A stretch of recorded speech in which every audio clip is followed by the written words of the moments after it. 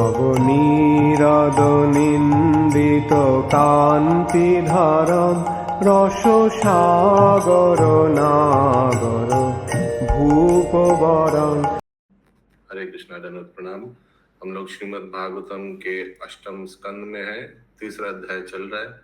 आज हम लोग श्लोक संख्या 31 से कंटिन्यू करेंगे। श्रीमद् भागवतम 8.3.31 ऑनवर्ड्स।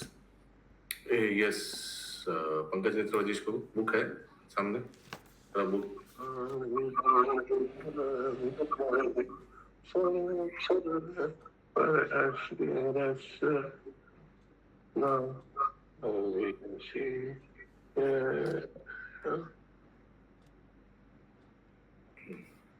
ओके,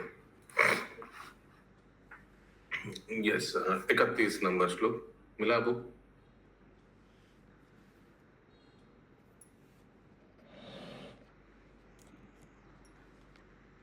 तं तावदर्थमुपलभ्य जगान्निवास।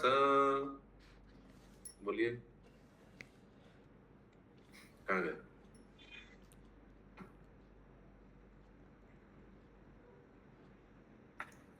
स्तोत्रं निशम्य दिविजे सहसं स्तुवाद्भिः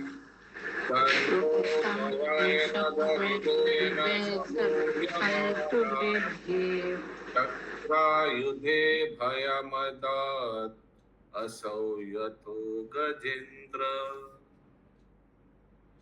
अनुवाद पढ़िए। कहाँ गए पंकज प्रभु? प्रभु जी इनका लॉग आउट हो गया। हाँ, यस पढ़िए इंद्रावती माता जी। अनुवाद।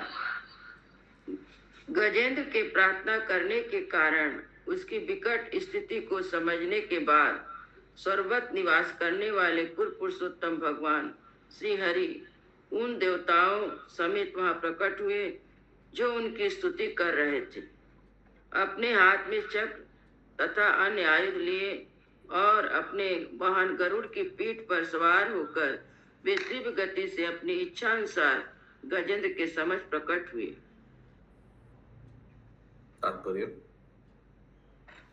तात्पर्य।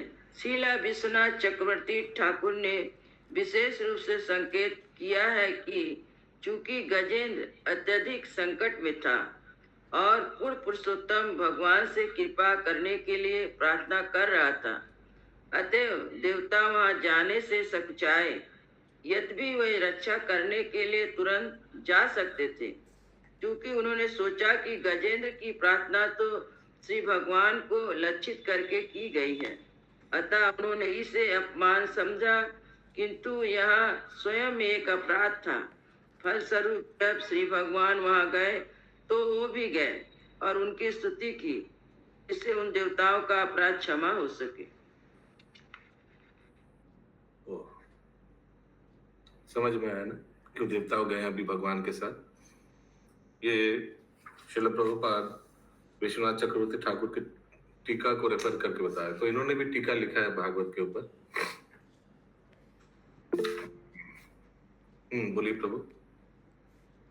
हरे कृष्ण प्रभु। तो ये देवता लोग जानते हुए भी अपने आप को नहीं गए, रोक लिए, तो ये तो हो गया कि अमानवीय जैसे मनुष्यों के लिए कहा जाता है, उस तरह से उनका हुआ कि जानकर यदि आप नहीं कुछ मदद कर रहे हैं तो ये वो अपराध हुआ। ऐसे बहुत बार किया है देवी देवता लोग, बहुत ऐसे बहुत लीला है जहाँ उन लोग ऐसे करते हैं ना। ब्रह्म विमोचन लीला, गोवर्धन लीला, लोग भूल जाते हैं। देवी देवता का यही प्रॉब्लम है कि उन लोग बीच बीच में भूल जाते हैं कि एक तो बहाना मात्र है कि श्री हरि को उसने प्रार्थना किया था, आप जानते तो थे, आप उस श्रेणी के देवता में तो आते, तो वही बीच बीच में लोग भूल जाते। देवता का यही देवता का प्रॉब्लम है। देवता भी कृष्ण कॉन्शियस है, लेकिन बीच बीच में भूल जाते हैं। और देवताओं का प्लस पॉइंट क्या है? जब पता चल जाता है कि गलती हो गया है, तुरंत उन लोग भगवान के शरणागत हो जाते हैं। That is the plus point of देवता। असुर लोग, उन लोग में फर्क क्या है? वो पता होने के बावजूद कुछ नहीं करेगा। वो विष्णु भगवान है, हिरण्यकशिपु को मालूम नहीं, नहीं वो नहीं है, अरे नहीं उसको हम मार देंगे, उसको मरा देंगे, ऐसे यही प्रॉब्लम है देवताओं में। यस, पूनम शाह माता जी बोलून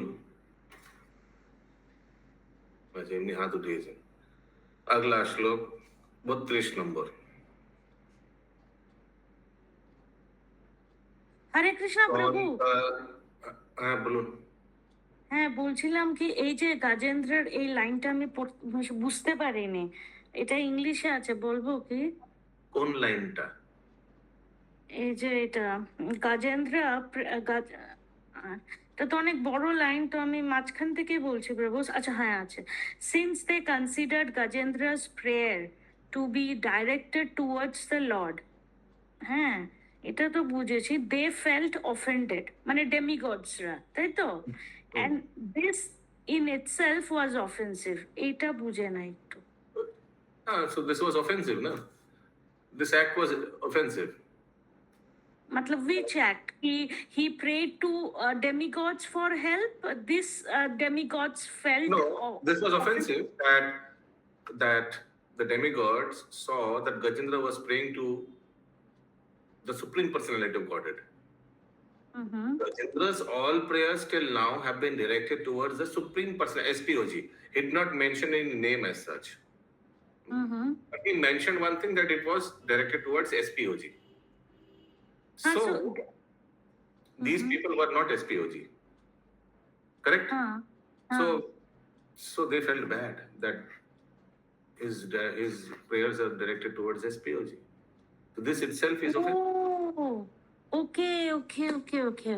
हाँ, thank you. अगला श्लोक। सोवंत सारसि उरुबलेन गृहीत आर्तो, सोवंत सरसी उपवेलेन गृहीत आर्तो, दृष्ट्वा गरुत्मति हरिं ख उपत्त चक्रम्, दृष्ट्वा गरुत्मति हरिं ख उपत्त चक्रम्, उच्छिप्य सम्भुजकरं गिरमाह कृच्छम्, उच्छित सम्भुजकरं गिरमाह कृच्छ।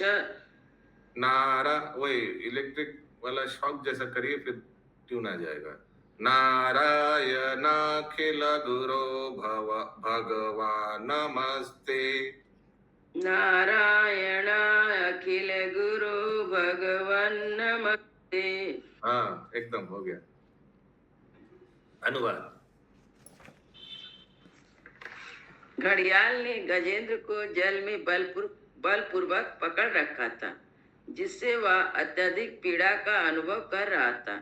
किंतु जब उसने देखा कि नारायण अपने चक्र घुमाते हुए गरुड़ की पीठ पर सवार होकर आकाश में आ रहे हैं, तो उसने तुरंत ही अपनी सूंड में कमल का एक फूल ले लिया और अपनी वेदना के कारण अत्यंत कठिनाई से निम्नलिखित शब्द कहे, हे भगवान, हे नारायण, हे ब्रह्मांड के स्वामी, हे पुरुषोत्तम परमेश्वर, मैं आपको सादर नमस्कार करता हूँ।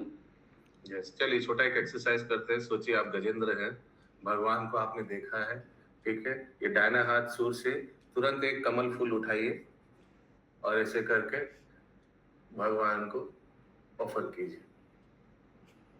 कर रहे हैं आप लोग? अरे वाह, कोई नहीं किया, इतना अच्छा अवसर छोड़ दिया। करिए, हाथ उठाइए, दाहिना हाथ उठाकर कमल फूल लेके ऐसे करके ऑफर कीजिए भगवान को। हाँ, वेरी नाइस। और फिर ये स्तुति भी कर सकते। फिर से पढ़िए, क्या बोला उन्होंने? हे भगवान, हे भगवान, हे नारायण, हे ब्रह्मांड के स्वामी, हे पुरुषोत्तम परमेश्वर, मैं आपको सादर नमस्कार करता हूँ। तात्पर्य, गजेंद्र पूर्ण पुरुषोत्तम भगवान का दर्शन पाने के लिए इतना इच्छुक था कि जब उसने श्री भगवान को आकाश में आते हुए देखा, तो उसने अत्यंत पीड़ा से तथा मंद स्वर में श्री भगवान को नमस्कार किया। भक्त भयावह स्थिति को भी भयानक नहीं मानता, क्योंकि ऐसी संकटपूर्ण स्थिति में वह अत्यंत भाव पूर्वक श्री भगवान से प्रार्थना कर सकता है। इस प्रकार भक्त संकट को एक सुअवसर मानता है। तत्ते अनुकंपाम सुसमीक्षमाणा। जब भक्त विकट संकट में होता है तो वह इस संकट को श्री भगवान की महती कृपा मानता है, क्योंकि यह संकट निष्ठापूर्वक तथा एकाग्र चित्त से भगवान का चिंतन करने का अवसर प्रदान करता है। तत्ते अनुकंपाम सुसमीक्षमानो भुंजान एवात्मकृतं विपाकम। श्रीमद् भागवतम 10.14.8 में यह पूर्ण पुरुषोत्तम भगवान पर दोषारोपण नहीं करता कि उसके कारण भक्त ऐसी संकटपूर्ण स्थिति में फंस गया है। प्रयुक्त वह अपनी संकटपूर्ण स्थिति को अपने विगत दुष्कर्मों का फल समझता है और इस अवसर को श्री भगवान की प्रार्थना करने का सुयोग समझता है और उनको धन्यवाद देता है कि उसे ऐसा अवसर मिला। जब भक्त इस प्रकार रहता है तो उसकी मुक्ति भगवत धाम पुनरागमन सुनिश्चित रहती है। हम इसकी सत्यता गजेंद्र के उदाहरण से समझ सकते हैं, क्योंकि उसने अत्यंत आतुरता से भगवान की प्रार्थना की और इस तरह उसे तुरंत भगवत धाम लौटने का अवसर प्राप्त हो गया। हरे कृष्ण। हरि बोल। 33 नंबर श्लोक। ताम वेक्ष पीदितमजम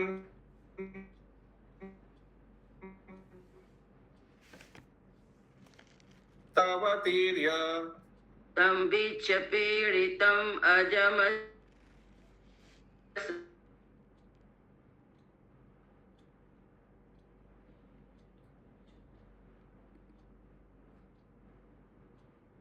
अमासु सरसा कृपयो जहारा।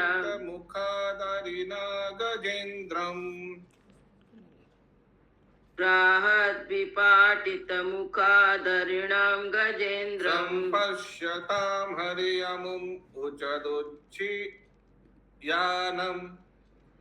सम्पश्यातां हरिरमुमचदुचित्रयाणम्। तत्पश्चात गजेंद्र को ऐसी पीड़ित अवस्था में देखकर अजन्मा पूर्ण पुरुषोत्तम भगवान श्री हरि तुरंत अहेतुकी कृपावश गरुड़ की पीठ के नीचे उतरे और गजेंद्र को घड़ियाल समेत जल के बाहर खींच लिया। तब समस्त देवताओं की उपस्थिति में जो सारा दृश्य देख रहे थे, श्री भगवान अपने चक्र से घड़ियाल के मुख को उसके शरीर से पृथक कर दिया। इस प्रकार उन्होंने गजेंद्र को बचा लिया। हरे कृष्णा। इस प्रकार श्रीमद् भागवतम के 8वें स्कंद के अंतर्गत गजेंद्र की समर्पण स्तुति नामक 3रे अध्याय के भक्ति वेदांत तात्पर्य पूर्ण हुए। 4वां अध्याय हम लोग श्रील प्रभुपाद से आशीर्वाद लेते हुए स्टार्ट करेंगे। नमो विष्णुपादाय कृष्ण कृष्णाय स्वामी नामिने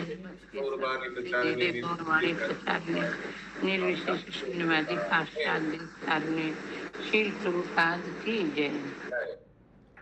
यस, सारांश पढ़िए प्लीज। गजेंद्र का वैकुंठ गमन। इस 4थे अध्याय में गजेंद्र तथा घड़ियाल के पूर्व जन्मों का वृतांत दिया गया है। इसमें बताया गया है कि किस तरह घड़ियाल गंधर्व और गजेंद्र पूर्ण पुरुषोत्तम भगवान का पार्षद बना। गंधर्व लोक में हुहु नाम का एक राजा रहता था। एक बार यह हुहु राजा स्त्रियों के साथ जल क्रीड़ा कर रहा था, तो उसने स्नान करते हुए देवल ऋषि का पांव खींच लिया। इस पर ऋषि अत्यंत क्रुद्ध हुए और उसे तुरंत घड़ियाल बनने का शाप दे डाला। जब हुहु को इस तरह शाप मिल गया तो अत्यंत दुखी हुआ और उसने ऋषि से क्षमा मांगी। ऋषि को दया आ गई, अतएव उसने वर दिया कि जब गजेंद्र का उद्धार श्री भगवान द्वारा होगा तो तो वह मुक्त हो जाएगा। इस तरह जब नारायण ने घड़ियाल का वध कर डाला तो उसका उद्धार हो गया। श्री भगवान की कृपा से जब गजेंद्र वैकुंठ में उनके पार्षदों में से एक बना तो उसे 4 हाथ मिल गए। यह उपलब्धि सारूप मुक्ति कहलाती है, नारायण के ही समान आध्यात्मिक शरीर प्राप्त करने की मुक्ति। यह गजेंद्र पूर्व जन्म में भगवान श्री विष्णु का महान भक्त रहा था। उसका नाम इंद्रधुम्न था और वह तमिल देश का राजा था। वैदिक सिद्धांतों का पालन करते हुए इस राजा ने गृहस्थ जीवन त्याग दिया और मलयाचल पर्वत में एक छोटी सी कुटी बनाकर मौन भाव से पूर्ण पुरुषोत्तम भगवान की सदैव पूजा करने लगा। एक बार अगस्त मुनि अपने अनेक शिष्यों के साथ इंद्रधूम के आश्रम पधारे, किंतु पूर्ण पुरुषोत्तम भगवान के ध्यान में तल्लीन रहने के कारण वह राजा उनका उचित सत्कार ना कर सका। अतः ऋषि अत्यंत क्रुद्ध हो गए और उन्होंने राजा को मंद बुद्धि वाला हाथी बनने का शाप दे डाला। इस शाप के अनुसार राजा ने हाथी के रूप में जन्म लिया और अपने पूर्व के सारे भक्ति कार्यों को भूल गया। तो भी अपने हाथी जन्म में जब घड़ियाल ने उस पर घोर आक्रमण किया तो उसे अपने भक्तिपूर्ण जीवन याद आया और उस जीवन में उसने जो स्तुति सीखी थी उसका स्मरण किया। तो दोनों को श्राप मिला। वो उहु को श्राप मिला देवल ऋषि से और राजा इंद्रदुम्न को श्राप मिला अगस्त मुनि से। सो हुहु तो गड़बड़ किया था। एक तो वो इंद्र तृप्ति कर रहा था, दूसरा उन्होंने देवल ऋषि जो साधना कर रहा था पानी में उनका पैर खींचा, ऐसा कुछ है ना। और गजेंद्र तो ऐसा नहीं किया। गजेंद्र तो भगवान पे मग्न था। उनको तो ख्याल ही नहीं था कि अगस्त मुनि उनके सामने आए हैं अपने शिष्यों के साथ। करेक्ट। सो ये मैं इसलिए बोल रहा हूँ क्योंकि हम लोग के भी जीवन में देखिए, हम लोग गलती किया और प्रॉब्लम पनिशमेंट हो तो अलग बात, लेकिन ऐसे भी तो हो सकता है कि कुछ प्रॉब्लम हुआ ही नहीं, गड़बड़ किया ही नहीं, लेकिन फिर भी पनिशमेंट मिला। तो वैसे ही कुछ इंद्रदुम्न राजा जैसा। लेकिन भगवान अगर उस हिसाब से भी पनिशमेंट देता है तो ये याद रखना है। देखिए, इंद्रदुम्न राजा प्रार्थना कर रहा था, उनको जो फल मिलता उससे और ज्यादा मिला फल। अगले जन्म में उनको साक्षात भगवान दर्शन दिया, उद्धार किया, है ना। हो सकता है थोड़ा पनिशमेंट मिला तो, but see the result. So this can also happen in our life. Yes. दोनों का फर्क आशा करता हूँ समझ में है। यस, महाराज माता जी। प्रभु, यहाँ पे ये भी तो हो सकता है ना कि वो भगवान के भक्त को ध्यान नहीं दिए, भगवान के भक्त का आदर नहीं किए। नहीं, वो ध्यान में तो कैसे वो तो अनजाने में हुआ। इंद्रदुम्न महाराज का गलती अनजाने में हुआ और ये हुहु जो किया वो तो जाने में किया, देवल ऋषि का पैर खींचा। तो अनजाने में, तो भगवान में लिखा हुआ है, भगवान में मग्न था। ठीक इसी तरह जैसे समीक ऋषि ऐसा नहीं कि वो पानी नहीं देना चाहते थे परीक्षित महाराज को, वो तो भगवान में ध्यान कर रहा था, कैसे दिखेगा वो। हाँ, लेकिन परीक्षित महाराज गुस्सा हो गया और मृत सांप लेकर उनके गले में लटका दिया। ये कैसे कुछ आगे। श्रीला सुखदेव गोस्वामी ने इस अध्याय का समापन हाथी के सौभाग्य वर्णन के साथ किया। एक लाइन मिस हो गया, लास्ट वाला लाइन, उस पैराग्राफ का लास्ट वाला सेंटेंस। इस स्तुति के कारण पुनः उसे भगवत कृपा प्राप्त हो गई। इस तरह उसका तुरंत उद्धार हो गया और वह श्री भगवान का एक चतुर्भुज पार्षद बन गया। तो देखिए, ये स्तुति उसको याद था, ये प्लस पॉइंट है, स्तुति याद था। ठीक है, आगे। श्री सुखदेव गोस्वामी ने इस अध्याय का समापन हाथी के सौभाग्य वर्णन के साथ किया है। उनका कथन है कि गजेंद्र मोक्ष की कथा सुनने से मनुष्य का भी उद्धार का अवसर प्राप्त हो सकता है। श्रीला सुखदेव गोस्वामी इसका स्पष्टता पूर्वक वर्णन करते हैं और इस प्रकार अध्याय का समापन होता है। जय श्री शुक उवाच श्री शुकवाच तदा देवर्षि गंधर्व तदा देवर्षि गंधर्वा रमेशान पुरोगमा ब्रह्मेशाना पुरोगमः मुमुच्चु कुसुमासारम मुमुच्चु कुसुमासारं संसंत कर्म तद्धरे। संसस्ता कर्म तदहरे। अनुवाद। श्रीला सुखदेव गोस्वामी ने कहा, जब पूर्ण पुरुषोत्तम भगवान ने गजेंद्र का उद्धार कर दिया तो सारे ऋषियों, गंधर्वों तथा ब्रह्मा, शिव इत्यादि देवताओं ने श्री भगवान के इस कार्य की प्रशंसा की और श्री भगवान तथा गजेंद्र दोनों के ऊपर पुष्प वर्षा की। तात्पर्य इस अध्याय के साथ स्पष्ट है कि देवल ऋषि, नारद मुनि तथा अगस्त्य मुनि साउंड तो बेहतर, कुछ गड़बड़ हुआ, क्या हुआ?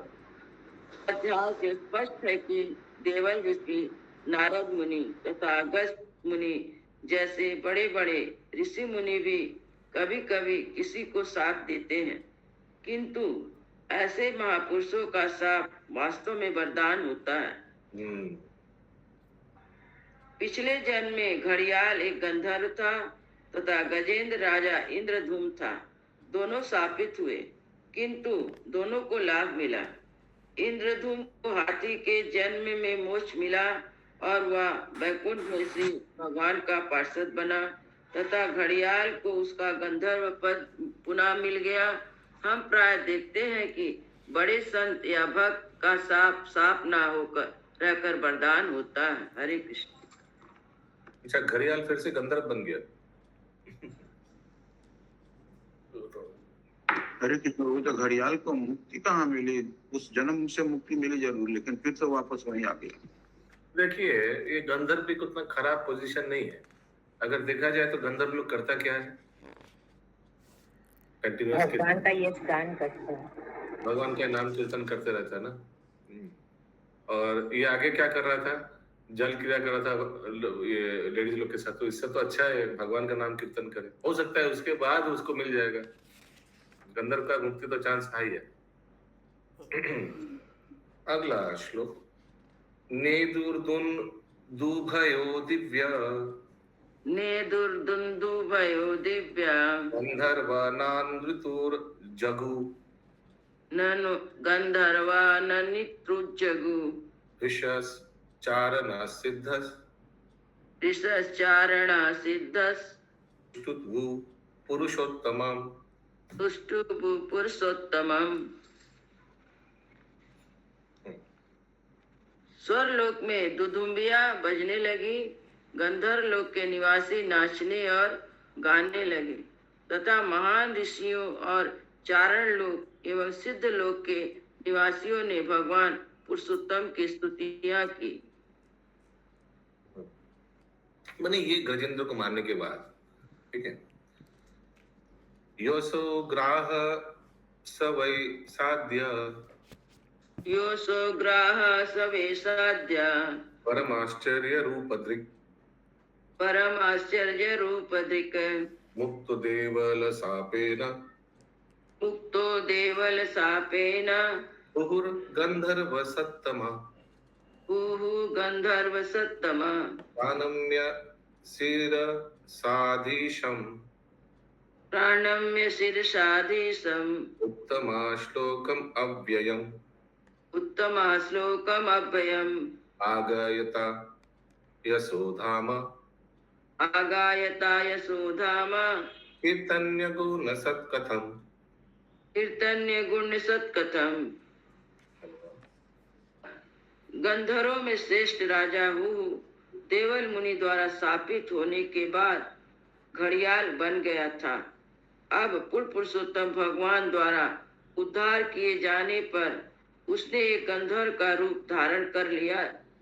यह समझकर कि वह यह सब इसकी कृपा से संभव हो सका, उसने तुरंत सिर के बल प्रणाम किया और श्रेष्ठ लोकों से पूजित होने वाले परम नित्य भगवान के लिए वह उपयुक्त स्तुतियां करने लगा। अच्छा, ये पहले ही गंधर्व था ऑलरेडी। फिर से गंधर्व बन गया, अब स्तुति भी किया भगवान का। तात्पर्य यह गंधर्व किस तरह घड़ियाल बना, इसकी कथा आगे कही जाएगी। जिस सांप से गंधर्व को यह पद मिला था वह वास्तव में सांप नहीं था, अब्दु वरदान था। जब किसी को कोई संत पुरुष सांप दे तो उसे अप्रसन्न नहीं होना चाहिए, क्योंकि अप्रत्यक्ष रूप से उसका वह सांप वरदान होता है। इस गंधर्व में स्वर्गलोक के निवासी की मानसिकता थी। इसे भगवान का पार्षद बनने में लाखों वर्ष लगते, किंतु देवल ऋषि के साथ से वह घड़ियाल बन गया और एक ही जीवन उसे साक्षात पूर्ण पुरुषोत्तम भगवान का दर्शन करने तथा वैकुंठ जाकर श्री भगवान का पार्षद बनने का सौभाग्य प्राप्त हुआ। इस प्रकार गंधर्व का भी उद्धार पूर्ण पुरुषोत्तम भगवान ने किया जब वह अगस्त मुनि के साथ से मुक्त हो गया। हरे कृष्ण।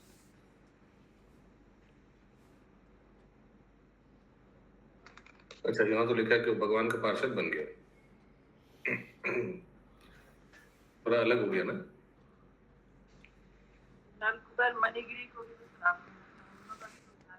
अगला श्लोक 5 नंबर। एक जगह लिखा था कि वो गंधर्व फिर से बन गया, अभी लिखा है कि वो भगवान का पार्षद बन गया वैकुंठ में, ऐसे कुछ ना। थोड़ा आगे कथा में आएगा, प्रभु जी लिखा हुआ आगे कथा में आएगा। 5 नंबर। स्वानुकंपित ईशेन अनुकंपित ईशेन परिक्रम्य प्रणम्य प्रणम्यतम लोकस्य पश्यतो लोकं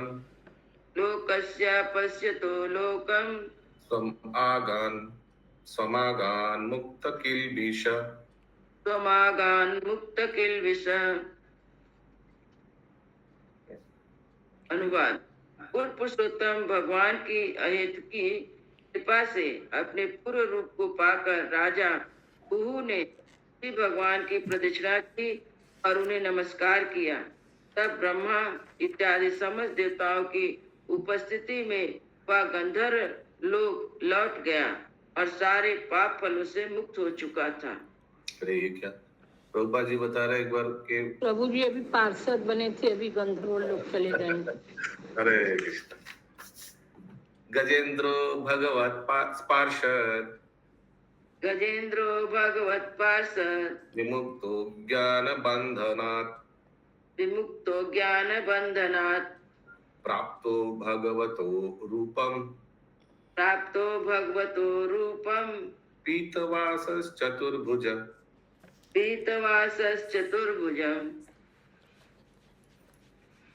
चूंकि पूर्ण पुरुषोत्तम भगवान ने हाथियों के राजा गजेंद्र का अपने कर कमलों से सीधा स्पर्श किया था, अतः वह समस्त भौतिक ज्ञान तथा बंधन से तुरंत मुक्त हो गया। इस प्रकार उसे सारूप मुक्ति प्राप्त हुई, जिसमें उसे श्री भगवान जैसा ही शारीरिक स्वरूप प्राप्त हुआ।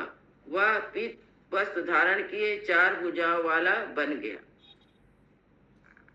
इनका वैकुंठ गमन तात्पर्य।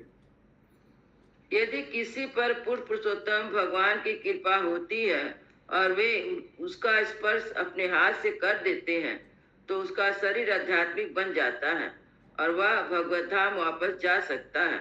जब श्री भगवान ने गजेंद्र का स्पर्श किया तो उसे आध्यात्मिक शरीर प्राप्त हो गया। ध्रुव महाराज को भी आध्यात्मिक शरीर इसी प्रकार मिला था।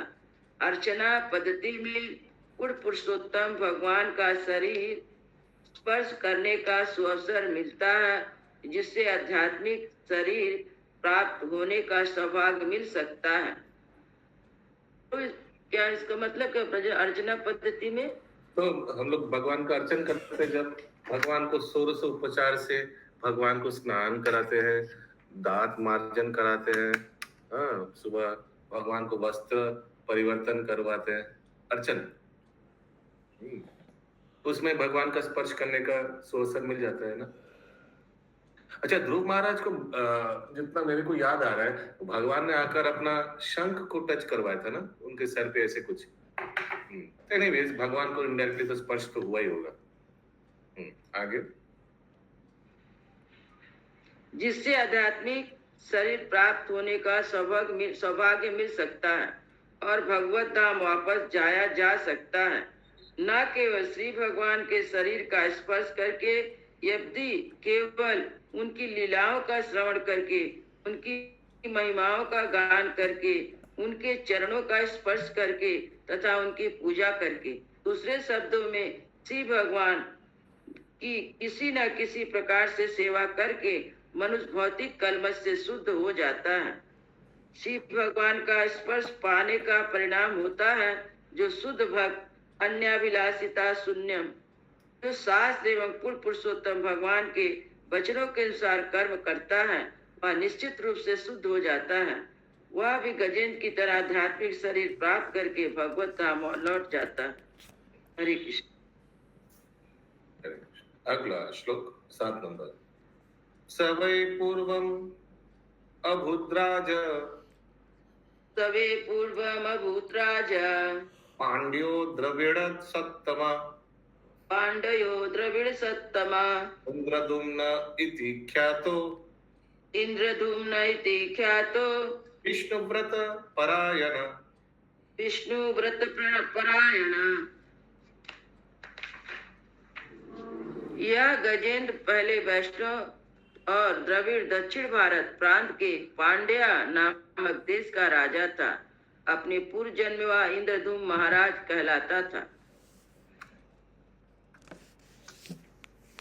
सैकधारा धन काल आत्मवान सैकधारा धन काल आत्मवान गृहीत मौन व्रत ईश्वरम हरि मौन व्रतीश्वरम हरिम जटाधरास्तापसप्लुतो च्युतम जटाधरातापस्यप्लुतो अच्युतम समाचर्यामास कुलाश्चलाश्रमा समार्चयामास कुलाचलाश्रमा।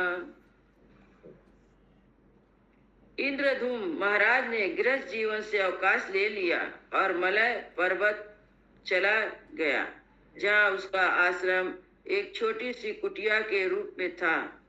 उसके सिर पर जटाएं थी और वह सदा तपस्या में लगा रहता था। एक बार वह मौन व्रत धारण किए श्री भगवान की पूजा में तल्लीन था और श्री भगवत प्रेम के आनंद में डूबा हुआ था। यत्रिच्छया तत्र महायसा मुनि यत्रिच्छया तत्र महायसा मुनि समागमच्छिष्य गणे परिश्रिता समागमाचित्र्यस् गणे परिश्रिता संवीक्ष्य तूष्णीम् अकृतार्हनाधिकम् तद्वीक्ष्य तूष्णीमकृताहनाधिकम् सहस्युपासीनं ऋषिश्चुकोपः रहस उपासीन ऋषि चुकोपः।